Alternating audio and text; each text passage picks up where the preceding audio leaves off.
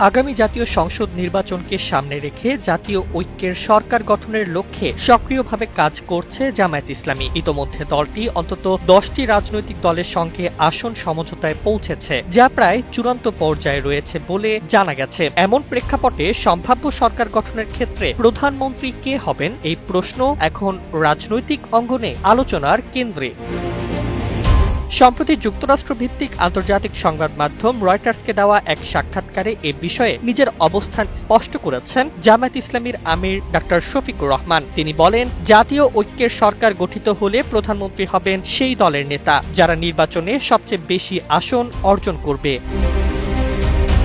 তবে জামায়াতে ইসলামী যদি সবচেয়ে বেশি আসন পায়, সেক্ষেত্রে তিনি নিজে প্রধানমন্ত্রী হবেন কিনা এমন সরাসরি প্রশ্নের জবাবে ডক্টর শফিকুর রহমান জানান, এই সিদ্ধান্ত কোনো ব্যক্তির নয়, বরং দলীয়ভাবে নেওয়া হবে। তিনি বলেন, কে প্রধানমন্ত্রী হবেন সে বিষয়ে চূড়ান্ত সিদ্ধান্ত নেবে দল। রয়টার্সকে দেওয়া সাক্ষাৎকারে জামায়াত আমির আরও বলেন, নির্বাচনের পর একটি জাতীয় ঐক্যের সরকার গঠনের বিষয়ে একাধিক রাজনৈতিক দলের সঙ্গে আলোচনা হয়েছে। এই সরকারের মূল লক্ষ্য হবে একটি স্থিতিশীল রাষ্ট্র গঠন, যেখানে অন্তত 5 বছরের জন্য রাজনৈতিক স্থিতিশীলতা বজায় থাকবে।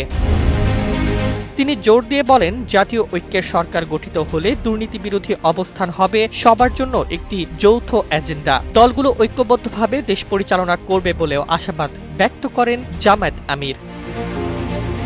রাজনৈতিক বিশ্লেষকদের মতে জামায়াতের এই অবস্থান আসন্ন নির্বাচনে নতুন সমীকরণের ইঙ্গিত দিচ্ছে।